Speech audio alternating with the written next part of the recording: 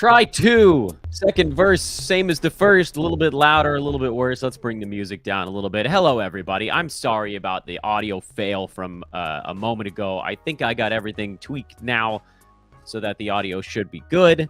I've tried to crank up the clarity on the webcam, which, for better or worse, that's the direction we're going.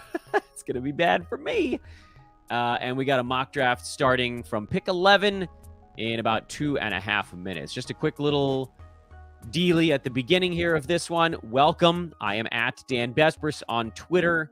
Please do drop a follow over there. This is a Sports Ethos presentation. It's a bonus episode of Fantasy NBA Today.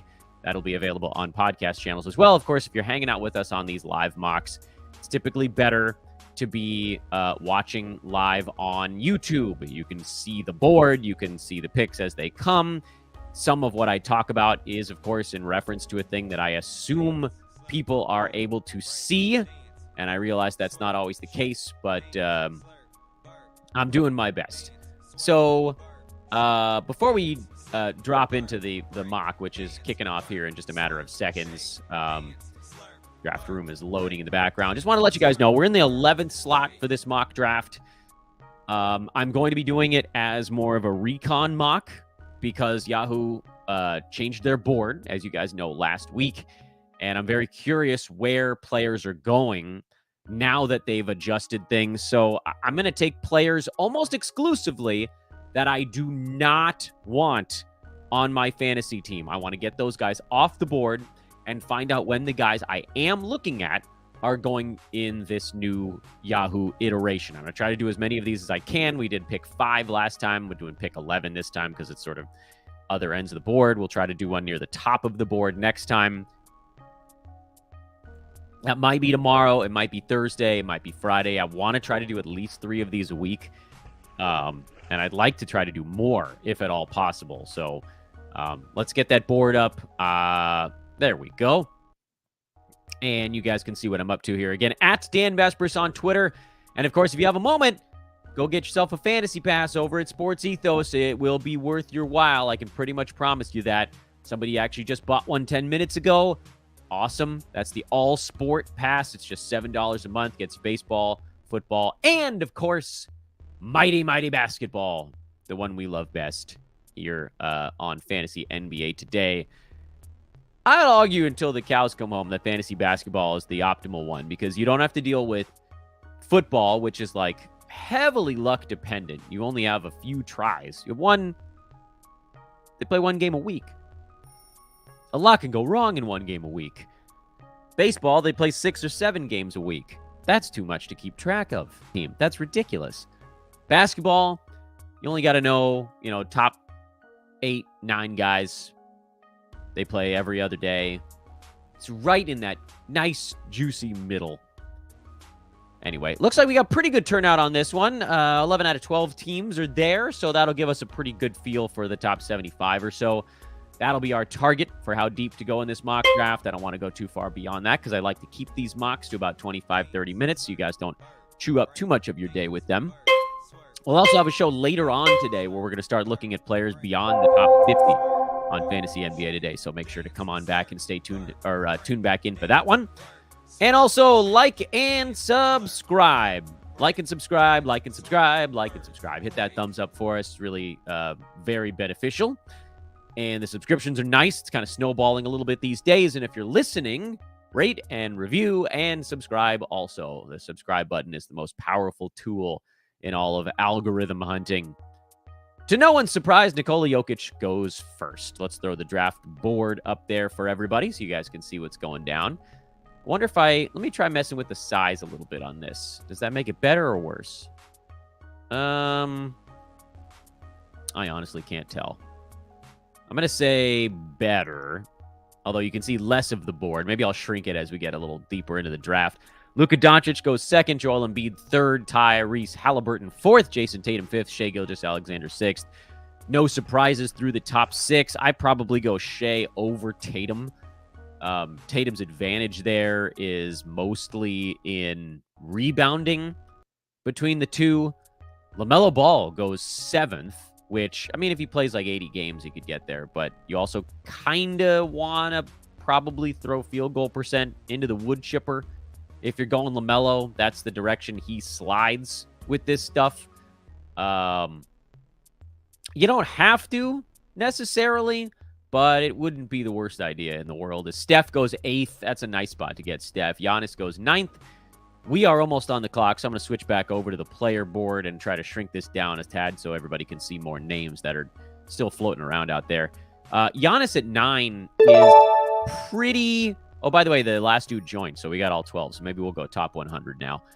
Giannis at 9 is interesting because everybody that gets past that top chunk with Steph, it's my turn, by the way. I'm probably, if this was actually my turn, I'd probably go Kevin Durant at 11. I'm going to take Booker to get him off the board because I don't want him. And I'll have another pick coming up here in a minute. Giannis scares the living crap out of me because of games missed. Not because necessarily of the punt, but because he just doesn't play in every ball game. Dude on the turn goes Anthony Edwards and Domantas Sabonis. That's really the, I want my guys that are probably going to be in there stuff.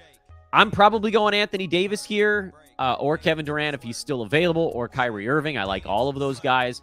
The guy I'm probably not taking at 14 is Freddie VanVleet, so I'll just get him off the board, and let's see how things shake out. I got all kinds of options in this mock draft. And I know everybody's afraid of Kevin Durant and Anthony Davis, but if you can get those guys at 14, which, again, basically that's what happened here. I know I took Booker, so it's possible that maybe one of these guys would have taken Durant instead, or wanting... I mean, we basically just showed in this mock draft that Kevin Durant, Anthony Davis, and Kyrie Irving can fall to 11 and 14. What an unbelievably high per-game start to be able to put together there. Let's go back to the draft board so you guys can see how everything's shaking out there. I've been announcing them to you. Dame, by the way, went 10th, which, if we know where he's playing, I could probably get on board with Dame at the end of the first round, but as it stands right now, he's a guy that I'm sort of not touching if you're doing a mock this early. Someone just left. Why'd they leave? Maybe because they don't have a pick coming for a while. JJJ goes 17 after Anthony Davis and Kevin Durant. Finally went 15-16. I will note, by the way, Kyrie Irving still on the board at pick 18. There goes Trae Young. Kyrie still out there. Holy smokes. That's a long, long way for him to drop. I know there's a lot of Kyrie hate, and at least a decent chunk of it is warranted, but this is a top 5 at times, top 10 almost guaranteed per game guy who's still on the board at pick 20 as Donovan Mitchell comes off the table. A lot of guys, I think maybe more so the dudes that are looking big contracts all the time, are thinking about that 65-game threshold. LeBron goes 20th. That's an awful pick. Sorry to whoever that team was if you're watching this show later. That's terrible. You can't go LeBron at 20. He didn't even hit 20 on a per-game basis last year, and his job is going to be getting smaller as he gets older. And he's not really a punt guy anymore because his free throw number was like 77% last season. Let's go back to the draft board so you guys can see what's been happening here. We'll try to flip back and forth every few minutes when I can. Mikal Bridges goes 21. He's really very much in the Anthony Edwards, Domantas Sabonis mold of guys you expect to play games. And finally, Kyrie Irving comes off the board at pick number 22. Wow. Man, that's late. That's real late. All right, so Kyrie's off. Let's flip back over and see who's left. Desmond Bane at 23. Well, he didn't get drafted right now, but he's the next one on the X-Rank board. X-Rank board has everybody from 22 through 26 still out there, so folks have been doing a little bit of dumpster diving. There goes Desmond Bane. I got no problem with that, although it seems like maybe that was an auto. James Harden, DeJounte Murray at 24, 25, and then Kawhi gets autoed. So we had a bunch of people, and now a few of them have left. Why, I don't know, because we had really good turnout. So maybe we'll just go top 50, top 60, depending on how this goes. Harden and DeJounte were definitely grabs by a real person. Harden, end of second, if you can get him in the third, is actually a really good pick. DeJounte Murray at 25 is a bit too early there for me. He could get there by totals. I don't think he gets there per game unless the steals come roaring back, which hard to say that will definitely happen. It could, but I wouldn't bank on it. Kawhi at 26, yeah, that's when you kind of have to take a shot on Kawhi in the third round because of that per game stuff with him is so obscenely high.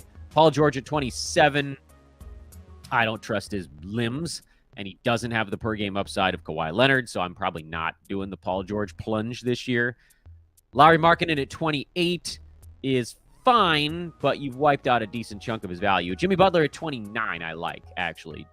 Butler in the early 20s I think you're putting too much there, especially if Dame comes to town. But as you tick later, then you worry less about the missed games because the per game will smash the 29 overall ranking there. Karl Anthony Towns, who has an X rank, a pre-rank, or whatever the hell, they changes the name every 2 years, of 39. He goes at 30. People are not going to be waiting around on him. I know his pre-rank is 39, but we haven't seen him come even close to getting drafted that deep. Miles Turner at 31. Victor Wembanyama at 32. Another guy whose pre-rank dropped a bunch at the last board reshuffling by Yahoo. He was around 30 before. Now he's at 40. This is going to be an auto pick of Pascal Siakam, by the way. People, this is smart. It's a smart group of people not taking Pascal at his X rank because he doesn't belong there. But Kevin's going to get stuck with him here. I am curious, though, to see if Kat and Wembanyama just kind of like slowly slide back towards their X rank. They're going a tiny bit later than they were before, but not, we're talking like 2-3 picks later. Just, drafts where people don't look quite far enough down the board. Darius Garland goes 34. It's my pick at 35. I would probably go Vooch here if I was actually making my pick. I'll go Drew Holiday just because I'm actually not as into Drew this year as I normally am. So let's clear him out of the way and find out what Bricktop is going to do on his third and fourth round turn. De'Aaron Fox at 36. Jaylen Brown at 37. So now I still could take Vooch on the way back. The other guys I'd be looking at around 38. I'm not a big Bam Adebayo fan, but at 38, I'm okay with it. Cade would be more of a build guy. Again, if you're sort of leaning into a field goal percent issue, he would make sense there. Somebody I'm almost definitely not taking at 38. I don't know. It's hard to say. So I'll just throw Bam in the queue here. That way I can keep talking. This ended up being kind of a hard spot. I could have gone down the board for like a Walker Kessler, but I feel like that would have been too early there. Vooch would have taken care of one of those two picks, but I didn't have somebody that I really badly wanted with the other one. Especially if I took Vooch, I don't think that I would then go Evan Mobley and take a different big man.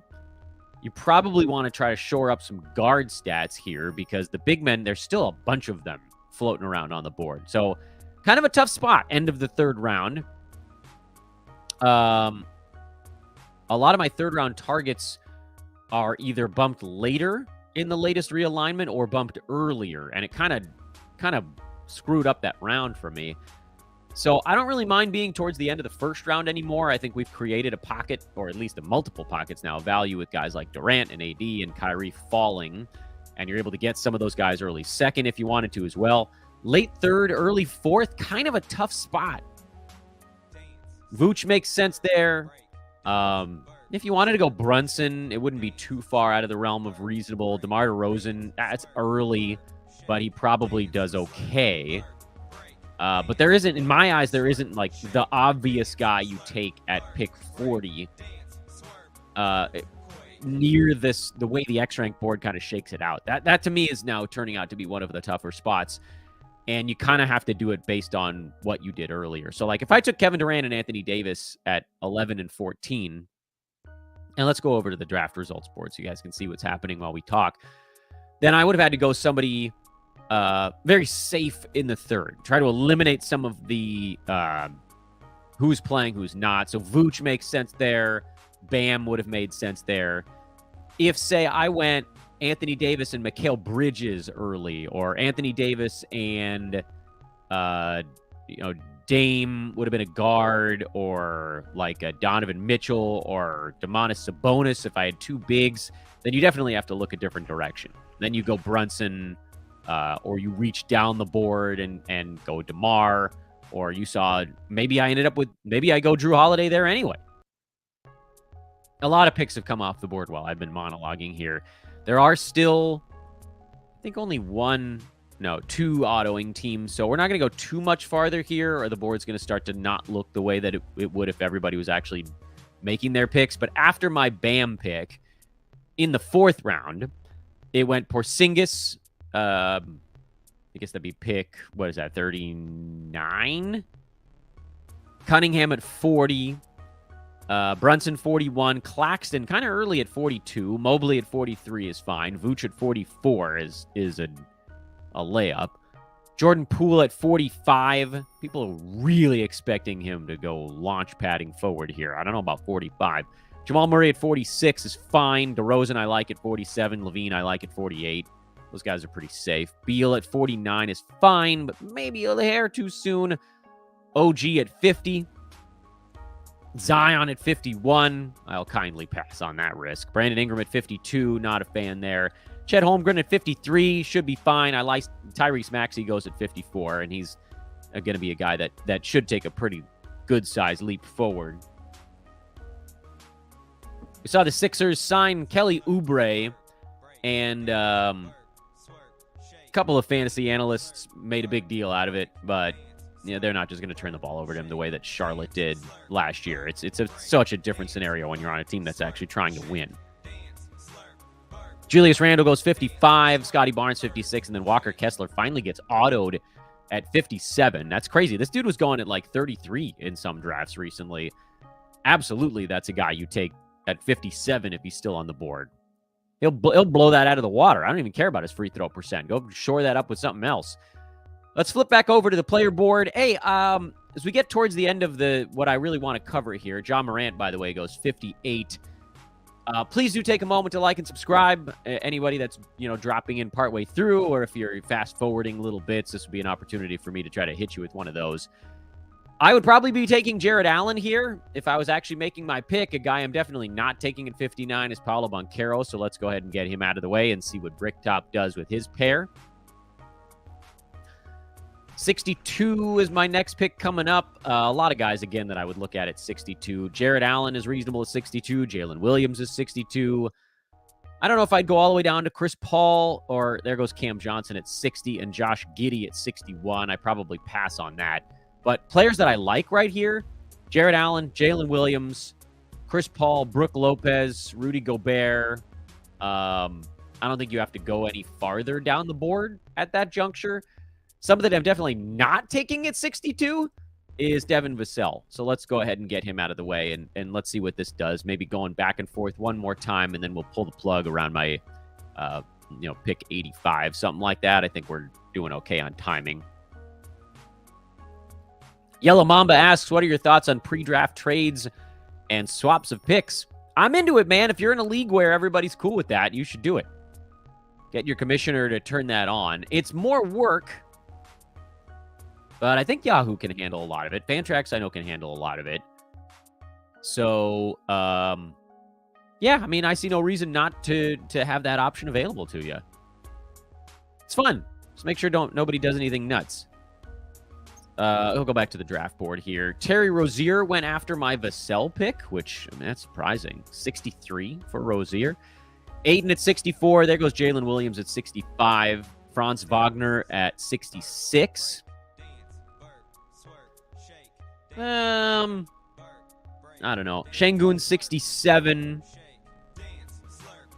I don't know if Alperen takes a step forward this year. From a stats perspective, I don't really know where it would be. I am worried about Şengün losing playing time to a much more capable backup this year in Landale.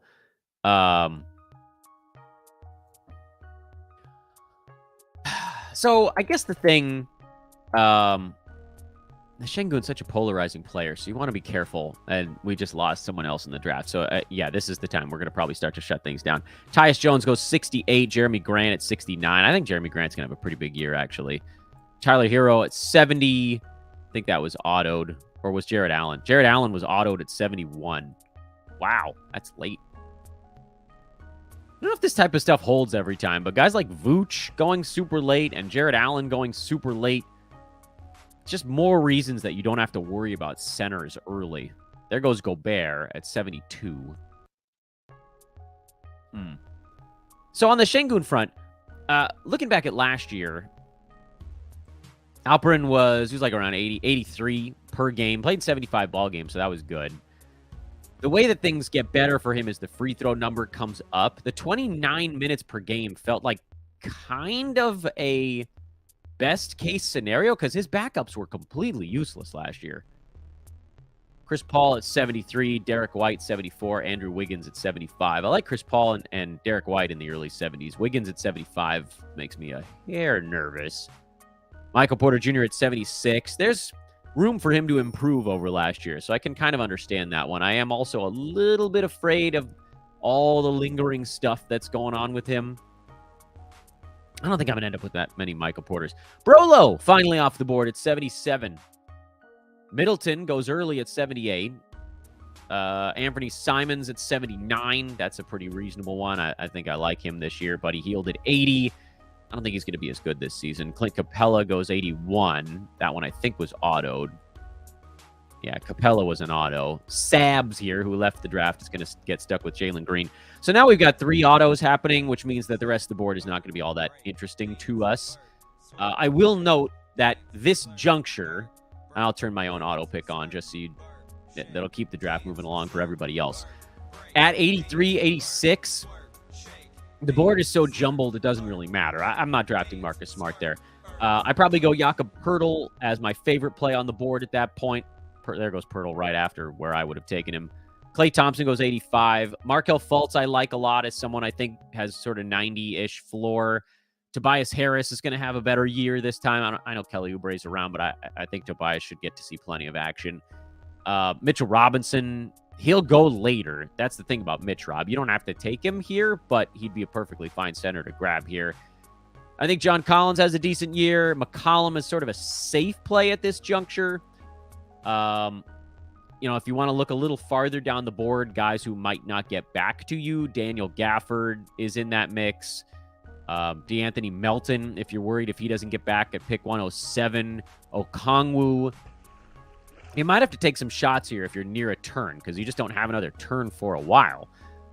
We'll leave the draft board up. You guys can see what's going on in the background. Although, again, I don't think it's... I don't think it's going to matter.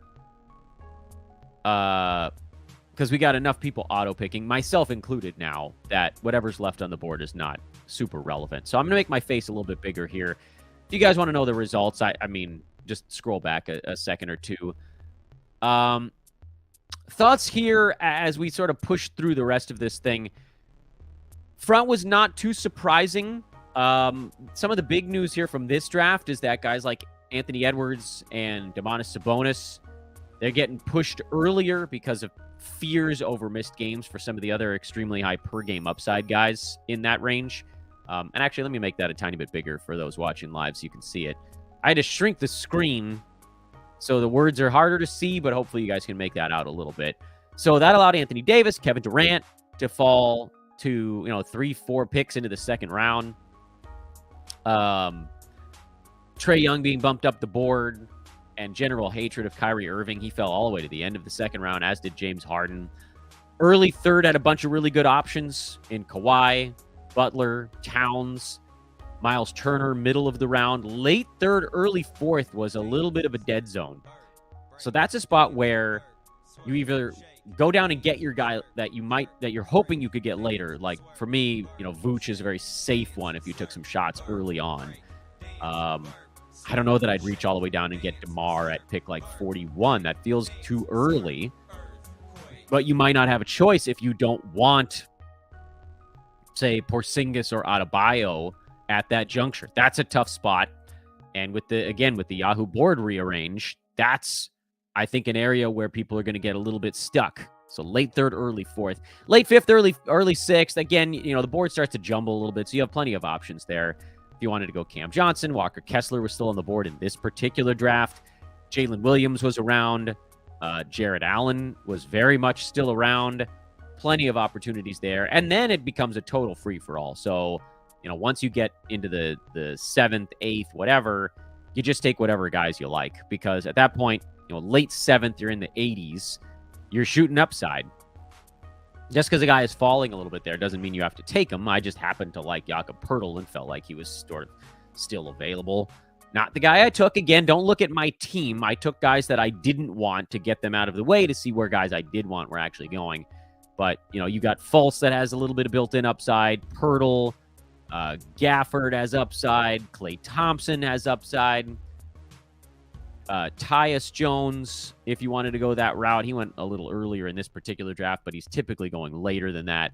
So there are a lot of options at the later parts of this thing. By the way, Okongwu finally goes at 108, but there's so many people auto-drafting now that I don't think that really matters.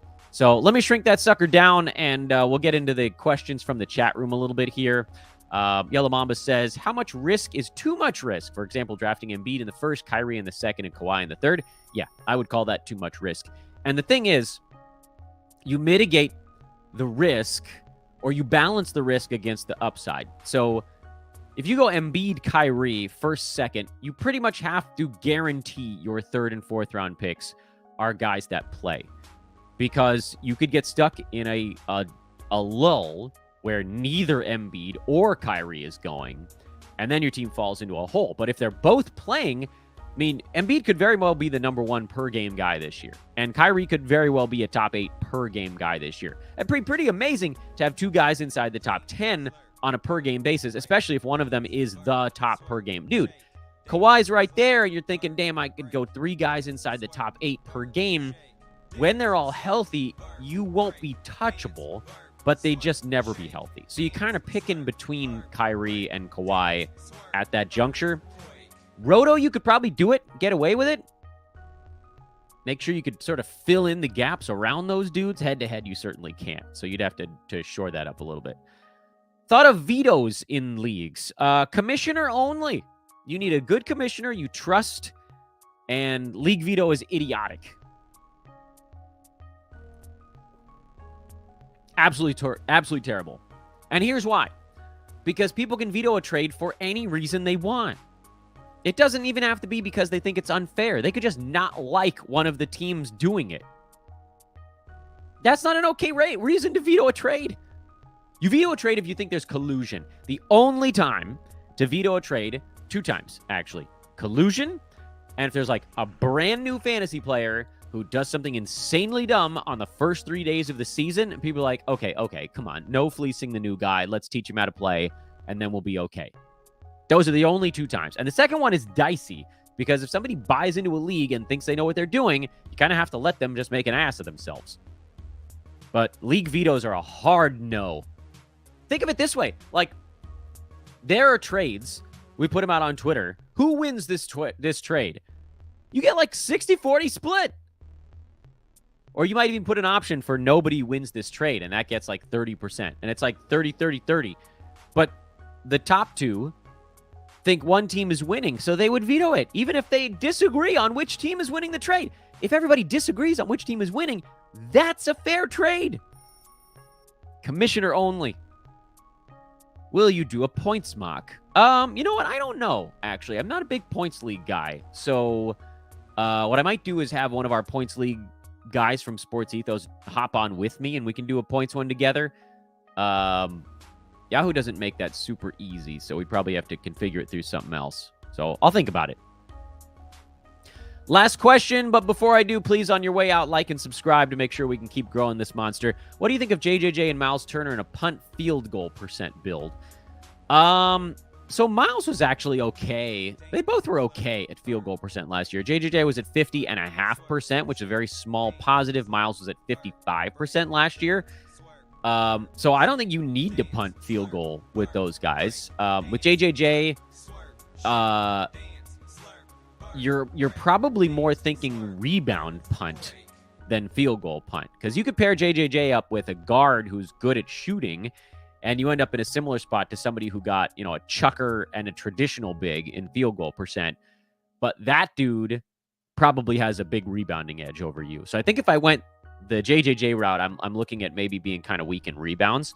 Miles Turner's a little better, about 1 rebound a game better than JJJ, so you don't necessarily have to do the punt rebound thing. And with Miles at 2 to 2.5 blocks per game, you probably do pick up another more traditional center on top of it, in a way that with Jaren Jackson last year with Tripp, you didn't have to, because his 3 blocks per game, you could kind of supplement that with a guard that gets decent blocks, or a wing that gets decent blocks, and that would have been enough. Where with Miles, you probably needed one more, not mega shot blocker, but 1.5er kind of guy. And that would make up for the rebounds a little bit as well. So I think JJJ, the punt rebound, almost makes more sense than a punt field goal percent. Certainly, your center shooting 50.5% is not great, but he's also not dragging you down. So you can cover that if you really, really had to, in a way that with rebounds, you've got your blocks in pretty good shape. So I don't know that you're hunting that the same way, if that makes sense. All right, we'll close out the mock window. I think we got what we wanted to out of that thing. Oh, question sneaks in at the end. Which do you prioritize as the last 3 picks of a 12-team 9-cat draft based on Yahoo ADP? I haven't talked about this almost at all yet. And the reason why is that Yahoo's going to rearrange their board again. And I don't want any of my thoughts to play a role in it. Now, am I being perhaps having delusions of grandeur? Yeah, that's a distinct possibility, a delusional thing going on here. But I do know that boards move based on things that people say and do. And so I don't really like to talk about the whole, the sleeper stuff until we get into October, if at all possible, because that's when drafts are really happening in large number. Right now, drafts are still kind of a very low percentage of overall stuff. It's still mostly mocks and just a handful of real drafts going on right now. So I'd like to save that until a little bit later. I promise we'll get that out there. We'll also have the old man squad, which will contain all of our late attack spots. But we're not going to get into that just yet. So just hold on a little bit longer on that. Wrapping it up, everybody. Enjoyed the bonus show here. Thanks again for listening. Back later today, we'll talk, guys, after the top 50. Start to get into some of those dudes and their ups, their downs, and we'll kind of take it piece by piece the way we were doing even before that.